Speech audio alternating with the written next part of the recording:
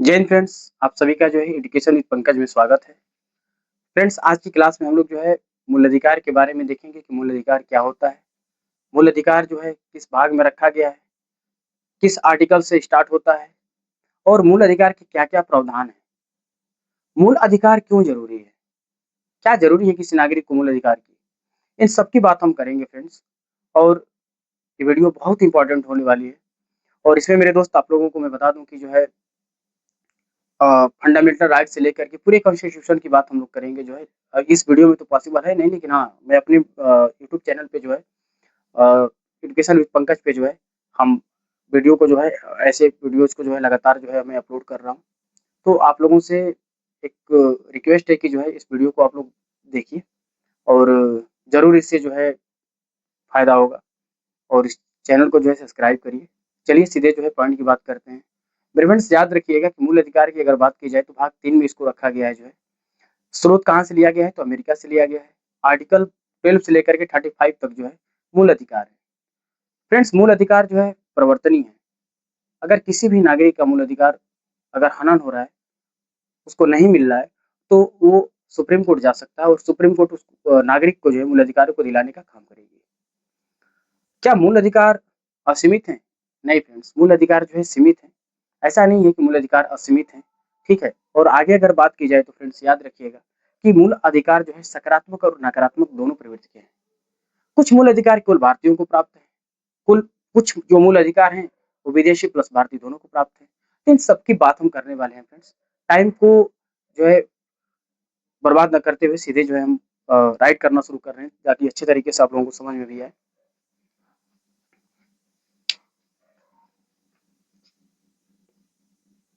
मूल अधिकार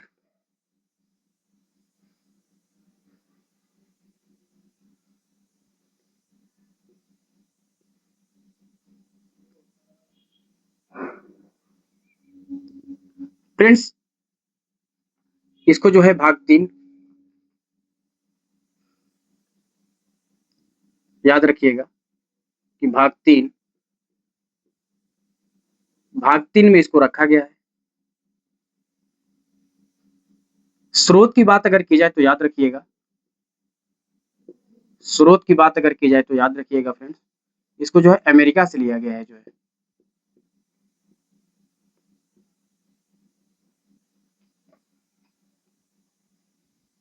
नेक्स्ट,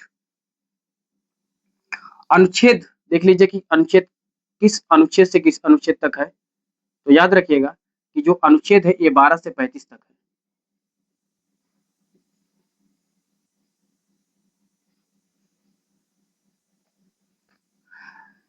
उपाधि की बात अगर करें तो याद रखिएगा इसको मैग्ना कार्टा की उपाधि दी गई है जो है। उपाधि Magna carta, Magna carta. Friends ध्यान दीजिए, मूल अधिकार को जो है भाग 3 में रखा गया है। स्रोत जो है अमेरिका से लिया गया है। इसका जो स्रोत है मूल अधिकार को जो है अमेरिका से लिया गया है। अनुच्छेद 12 से 35 के बीच में जो है मूल अधिकार है।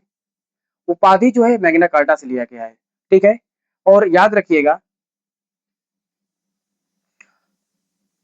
मूल जो संविधान था उसमें जो मूल अधिकार थे वो 7 थे, है ना? याद रखिएगा कि जो है मूल संविधान में,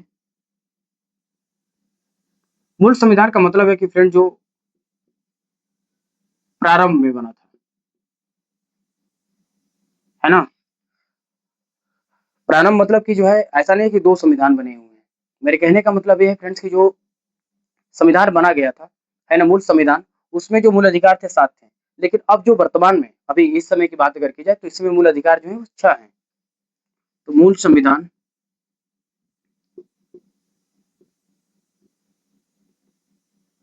में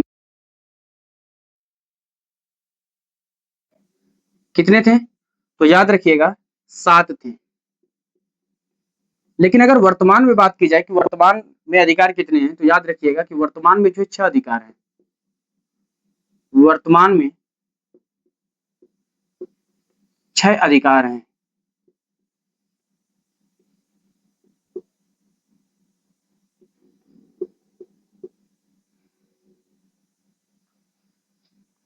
तो क्या एक कौन सा किसको घटाया गया? तो याद रखिएगा कि 44वां संविधान संशोधन के माध्यम से जो है एफआर को हटा दिया गया।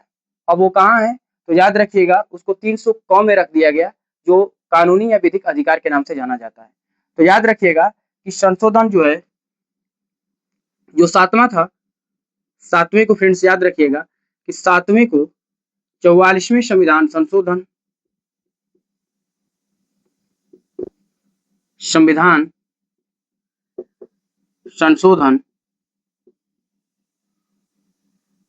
के माध्यम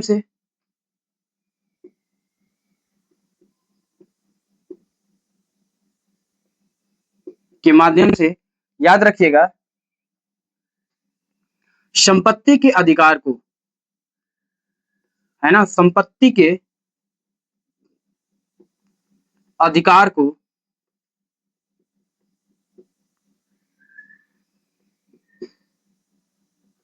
हटाकर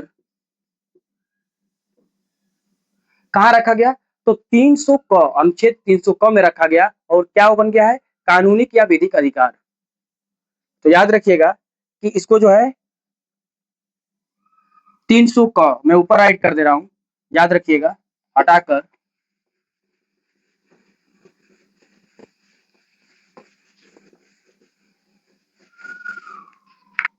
300 क, 300 क याद रखिएगा भाग 12, 300 क में क्या किया गया? रख दिया गया। और याद रखिएगा कि अनुच्छेद जो 300 क है वो क्या है? 300 क जो है वो क्या है? कानूनी या विधिक अधिकार, कानूनी या विधिक अधिकार, विधिक अधिकार। तो फ्रेंड्स याद रखिएगा कि पहले जो है संपत्ति का जो अधिकार था उसको जो है 44वें संविधान संशोधन के माध्यम से हटा करके जो है उसको कानूनी या विधिक अधिकार बना दिया गया। कहाँ रखा गया? तो 300 क भाग 12 में, और क्या उसको बनाया गया? कानूनी या विधिक अधिकार। आई होप आप लोग को समझ में आ रहा होगा। आगे देखिए। अच्छा, एक बात उठती है कि आखिरकार ये पहले कहाँ था? तो याद रखिएगा फ्रेंड्स कि पहले जो है आर्टिकल 19, पहले आर्टिकल 19 सब क्लास, याद रखिएगा कि आर्टिकल 19 सब क्लास एफ में था, सब क्लास एफ में था, ठीक है ना। अब फ्रेंड्स सबसे बड़ी बात ये होती है कि वर्तमान में जो अधिकार है उनको हम लोग देख लेते हैं कि वर्तमान में जो अधिकार है वो क्या क्या है।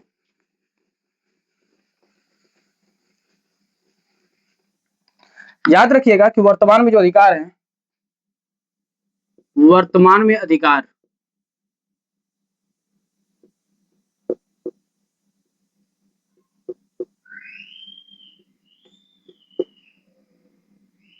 वर्तमान में अधिकार फ्रेंड्स याद रखिएगा कि जो है समानता का अधिकार जो है वो अनुच्छेद 14 से 18 के बीच में है।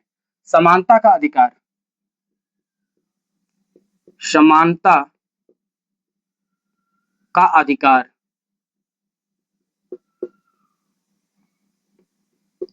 समानता के अधिकार को याद रखिएगा कि अनुच्छेद 14 से 18 के बीच में रखा गया है, ठीक है। उसी तरीके से फ्रेंड्स अगर हम आगे बात करें तो याद रखिएगा कि जो है स्वतंत्रता का जो अधिकार है उसको 19 से 22 के बीच में रखा गया है। जो है स्वतंत्रता का अधिकार, स्वतंत्रता का अधिकार, इसको फ्रेंड्स 19 से 22 के बीच में रखा गया है। आगे याद रखिएगा थर्ड नंबर पे शोषण के विरुद्ध अधिकार, शोषण के विरुद्ध अधिकार की अगर बात की जाए तो इसको याद रखिएगा 23 से 24 के बीच में रखा गया है। जो है शोषण के विरुद्ध अधिकार, शोषण के विरुद्ध अधिकार, ठीक है फ्रेंड्स। शोषण के विरुद्ध अधिकार की अगर बात की जाए तो याद रखिएगा कि आर्टिकल 23 से इसको 24 के बीच में रखा गया है। एक बार मैं फिर से रिपीट कर दे रहा हूं, वर्तमान में जो अधिकार है फ्रेंड्स, अगर सबसे पहले बात अगर की जाए तो समानता का अधिकार है। समानता का अधिकार को जो है अनुच्छेद 14 से 18 के बीच में रखा गया है। लेकिन वही स्वतंत्रता का अधिकार की बात अगर की जाए तो आर्टिकल 19 से 22 के बीच में रखा गया है, और शोषण के विरुद्ध जो अधिकार है वो अनुच्छेद 23 से 24 के बीच में रखा गया है। ठीक है, आगे हम लोग बढ़ेंगे, और आगे फ्रेंड्स याद रखिएगा कि धार्मिक स्वतंत्रता, क्योंकि हमारे संविधान में जो है धार्मिक स्वतंत्रता की भी बात की गई है, ये भी एक मूल अधिकार है, और इसमें जो है यानी कि जो है इंसान अपने धर्म का प्रचार प्रसार कर सकता है। ठीक है, तो याद रखिएगा कि चौथे नंबर की अगर बात की जाए तो ये जो है धार्मिक स्वतंत्रता है, धार्मिक स्वतंत्रता। और फ्रेंड्स याद रखिएगा कि धार्मिक स्वतंत्रता की बात अगर की जाए तो इसको 25 से 28 के बीच में रखा गया है। ठीक है ना, 25 से और 28 के बीच में रखा गया है। और फ्रेंड्स याद रखिएगा कि सांस्कृतिक एवं शैक्षणिक अधिकार, सांस्कृतिक एवं शैक्षणिक अधिकार की बात अगर की जाए तो इसको याद रखिएगा कि 29 से 30 के बीच में इसको रखा गया है, जो है सांस्कृतिक एवं शैक्षणिक अधिकार। ठीक है ना,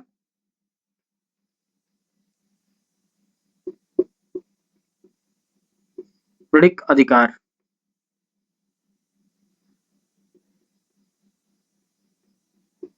इसको याद रखिएगा कि जो है 29 से 30 के बीच में इसको रखा गया है।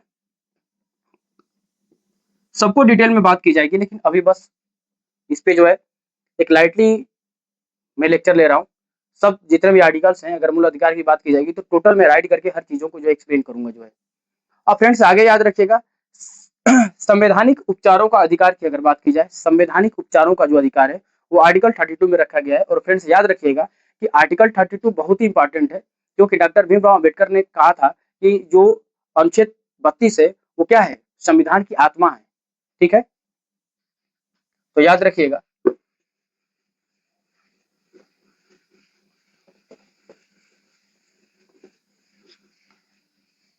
संवैधानिक उपचारों का अधिकार, संवैधानिक उपचारों का अधिकार।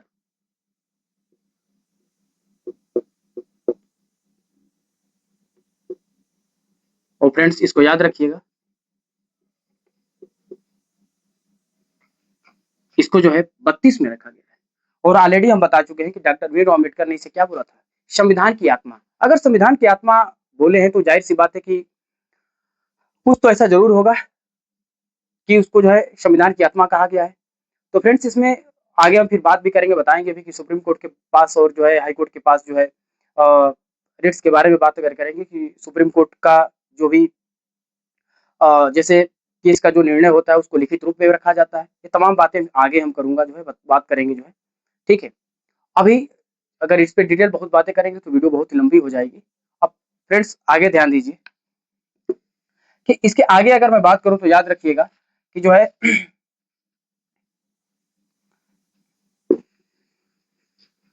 फ्रेंड्स आर्टिकल 12, 13, 33, 34 और 35,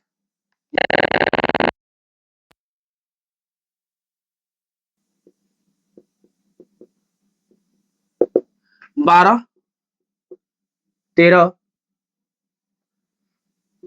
याद रखिएगा 33, 34 और 35 की अगर बात की जाए तो याद रखिएगा कि जो है क्या है, डायरेक्ट फंडामेंटल राइट्स नहीं है। ये डायरेक्ट जो है याद रखिएगा फंडामेंटल राइट्स नहीं है,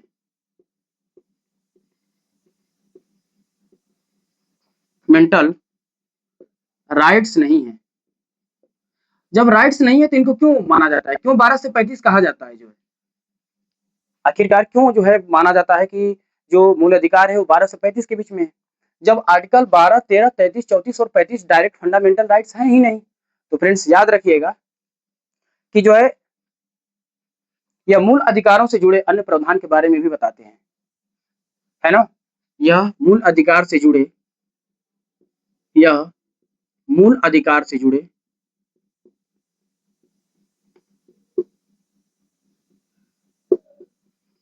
जुड़े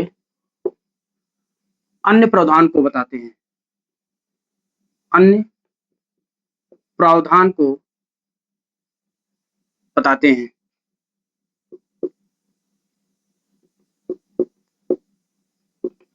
इसका कहीं ना कहीं ये मतलब है फ्रेंड्स, याद रखिएगा कि भले ही अनुच्छेद 12, 13 और 33, 34 और 35 ये डायरेक्ट फंडामेंटल राइट्स भले ही नहीं है, लेकिन फंडामेंटल राइट्स की बात करते हैं, इनकी महक इन अनुच्छेदों से क्या है, जुड़ी हुई है। इनकी महक इनमें भी आती है। इसलिए जो है 12 से 35 को माना जाता है कि अनुच्छेद 12 से 35 के बीच में जो है, यानी 12 से 35 तक जो है मूल अधिकार को रखा गया है। फ्रेंड्स आगे याद रखिएगा, कुछ इसमें और भी इंपॉर्टेंट हम बात करेंगे कि मूल अधिकारों की विशेषताएं क्या क्या हैं। मूल अधिकारों की विशेषताओं की बात करेंगे कि मूल अधिकारों की क्या क्या विशेषताएं हैं। याद रखिएगा कि मूल अधिकारों की विशेषताएं, मूल अधिकारों की विशेषताएं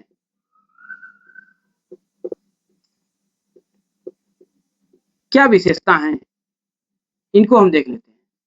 तो फ्रेंड्स याद रखिएगा कि अगर पहली विशेषता की बात अगर की जाए तो ये सबसे पहला जो है और सबसे इंपॉर्टेंट तो सब है, लेकिन इसमें याद रखिएगा कि मूल अधिकार जो है फोर्सिएबल है। मूल अधिकार क्या है, परिवर्तनीय है।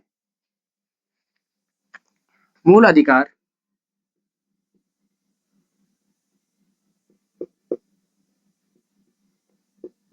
मूल अधिकार प्रवर्तनीय है। अब इसका क्या मतलब हुआ, क्या है फोर्सिएबल है, कि जो है फंडामेंटल राइट्स क्या है, फोर्सिएबल है। इसका मतलब ये हुआ कि अगर किसी भी नागरिक को ऐसा एहसास हो रहा है, ऐसा उसको लग रहा है कि हमारे मूल अधिकार हमें प्राप्त नहीं हो रहे हैं या हमारे मूल अधिकारों का हनन हो रहा है, तो डायरेक्ट कहाँ जाएगा, सुप्रीम कोर्ट जाएगा। और सुप्रीम कोर्ट क्या करेगी, उसके मूल अधिकारों को दिलाने का काम करेगी। इसलिए जो है याद रखिएगा कि मूल अधिकार जो है अपरिवर्तनीय नहीं है, परिवर्तनीय है। नॉन फोर्सिएबल नहीं है, फोर्सिएबल है। नेक्स्ट अगर मैं बात करूं फ्रेंड्स, तो याद रखिएगा कि यह सकारात्मक और नकारात्मक दोनों प्रवृत्ति का है। अब सकारात्मक और नकारात्मक क्यों मैं कह रहा हूं, इसकी भी बात अगर की जाएगी, देखिए। और याद रखिएगा कि मूल अधिकार, सबसे बड़ी बात की लगता है कि क्या मूल अधिकार हमेशा अस्थायी है, क्या नागरिक को हमेशा मूल अधिकार जो दे दिया गया है वो बना ही रहेगा, नहीं। तो मूल अधिकार क्या है, अस्थायी है, अस्थायी नहीं है।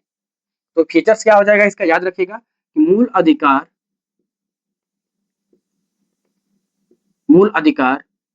अस्थायी है, अस्थायी है।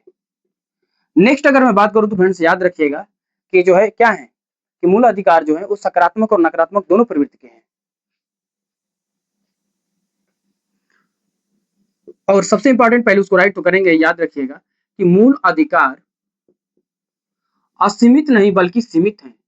मूल अधिकार असीमित नहीं है, असीमित असीमित नहीं है, नहीं है। इनमें क्या है, सीमाएं लगाई गई हैं, यानी कि सीमित है। ऐसा नहीं है कि मनमानी आप करते रहेंगे जो है। तो मूल अधिकार क्या है, सीमित है। अगर फोर्थ नंबर पे बात करूं तो याद रखिएगा कि मूल अधिकार जो है फ्रेंड्स वो क्या है, सकारात्मक और नकारात्मक दोनों प्रवृत्ति के हैं। मूल अधिकार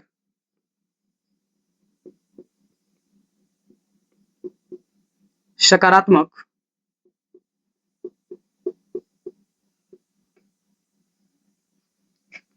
और नकारात्मक दोनों प्रवृत्ति के हैं।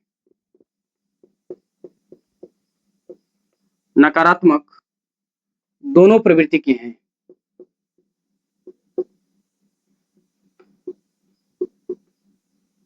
दोनों प्रवृत्ति के हैं। एक बार फिर से मैं इसको रिपीट कर दे रहा हूं फ्रेंड्स। मूल अधिकार की विशेषता की अगर बात की जाए तो याद रखिएगा कि मूल अधिकार जो है वो क्या है, परिवर्तनीय है। मूल अधिकार क्या है, असीमित है, सॉरी असीमित नहीं, सीमित है। अगर थर्ड नंबर पे बात की जाए तो याद रखिएगा कि मूल अधिकार जो है क्या है, अस्थायी है। और मूल अधिकार क्या है फ्रेंड्स, सकारात्मक और नकारात्मक दोनों प्रवृत्ति के हैं। अब आगे देखिए,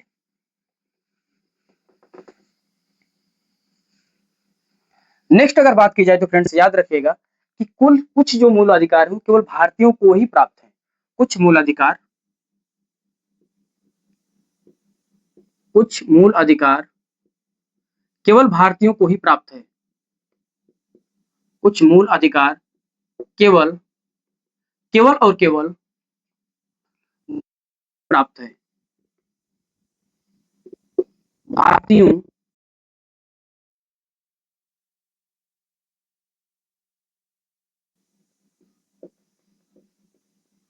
और याद रखिएगा, कुछ मूल अधिकार भारतीय प्लस विदेशी दोनों को प्राप्त है। कुछ मूल अधिकार भारतीयों प्लस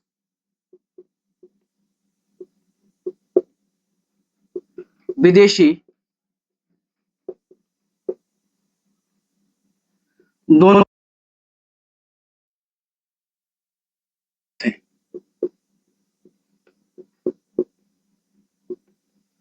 नेक्स्ट फ्रेंड देखिए,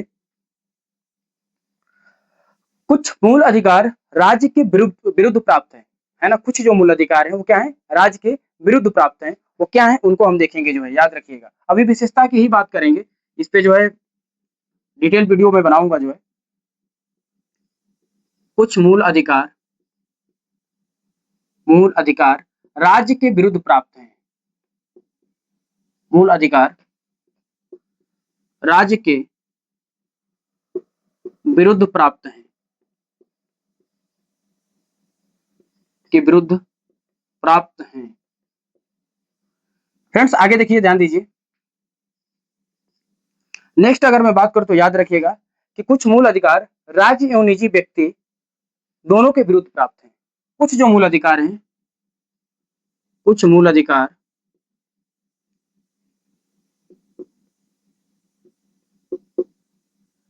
राज्य एवं निजी व्यक्ति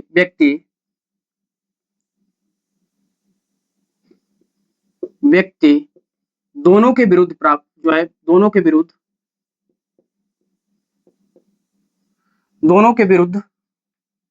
प्राप्त है।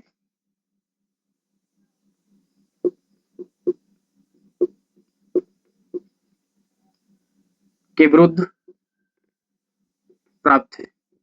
और फ्रेंड्स लास्ट में बता दूं आप लोगों को कि कुछ जो मूल अधिकार है उसमें दंड का प्रावधान भी किया गया है। कुछ जो मूल अधिकार हैं उसमें दंड का प्रावधान भी किया गया है। ये विशेषताएं हैं हमारे मूल अधिकारों की। हमारे जो संविधान में, भारत के संविधान में जिस मूल अधिकार की बात करते हैं उसकी ये विशेषताएं हैं। कुछ मूल अधिकार में कुछ मूल अधिकार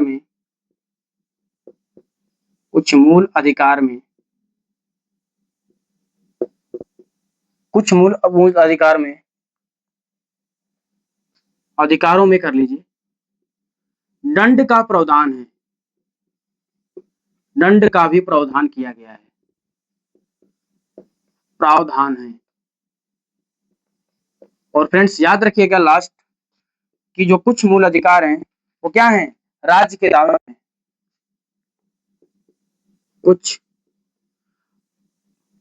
कुछ क्या यहाँ लिखेंगे आप, डायरेक्ट लिखिए कि मूल अधिकार राज्य के क्या हैं, भाई दावे हैं, कुछ नहीं। मूल अधिकार जो है, फंडामेंटल राइट्स जो है फ्रेंड्स, मूल अधिकार राज्य के दावे हैं। मैं आशा करता हूं कि फ्रेंड्स आप लोगों को जो है ये मेरी वीडियो जरूर अच्छी लगेगी। और इसमें जो है फ्रेंड्स अगर आप लोगों को कुछ कमी लगती है तो बिल्कुल जो है आप जो है कमेंट करिए, और कमेंट के माध्यम से जरूर आप मुझे बताइए, ताकि इसको जो है इम्प्रूव करेंगे, सुधार करेंगे। नेक्स्ट हमारी वीडियो जो है अभी अपलोड होने वाली है फ्रेंड्स, उसको हम करेंगे, उसमें आर्टिकल 1 से लेकर के 10 तक की बात करेंगे, 10 क्या 11 तक की बात करेंगे। और इसी तरीके से फ्रेंड्स जो है हम कोशिश करेंगे ताकि जो है पर डे 5-5 आर्टिकल्स को लर्न कराने के लिए, कि आप लोगों को अच्छे तरीके से जो है क्या हो जाए, लर्न हो जाए। मेरे फ्रेंड्स जो भी बिगिनर हैं, मेरी वीडियो को जो देख रहे हैं, जो है अभी स्टार्टिंग की है, उनके लिए बहुत ही फायदेमंद होने वाली है। हम लुसेंट की बुक को जो है पढ़ना शुरू कर देते हैं, किसी भी कॉम्पिटिटिव एग्जाम में आते हैं, हर कोई जो है लुसेंट की बुक को पढ़ा होगा, ऐसा नहीं है। चाहे वो सिविल की तैयारी कर रहा हो या यूपीपी की तैयारी कर रहा हो, है ना, इवन कोई भी वनडे एग्जाम की तैयारी कर रहा हो, लुसेंट बुक को जरूर प्रीफर करता है। मेरे फ्रेंड्स लुसेंट बहुत ही जरूरी है, मैं नहीं कह रहा हूँ कि नहीं जरूरी है, लेकिन उसमें इतने फैक्ट्स दिए हुए हैं कि आप उस फैक्ट को परमानेंट याद नहीं रख सकते हो। क्योंकि आप ये सोचो कि अगर मान लो कि आपको रोज छोला भटूरा खिलाया जाए और लगातार खिलाया जाए, तो आप क्या है, आपका जो पेट है उसको जो है पचा नहीं पाएगा, है ना। तो तहरी की भी जरूरत पड़ेगी। इसलिए फ्रेंड्स याद रखिएगा कि आपको जो है बेसिक एनसीईआरटी बुक को पढ़ना बहुत ज़रूरी है। एनसीईआरटी को पढ़िए, है ना? बेसिक चीज़ों को पढ़िए, उसके बाद आप जो है पढ़ेंगे, 1 महीने बाद आप देखेंगे कि फिर से वो चीज़ें भूल जाएँगे।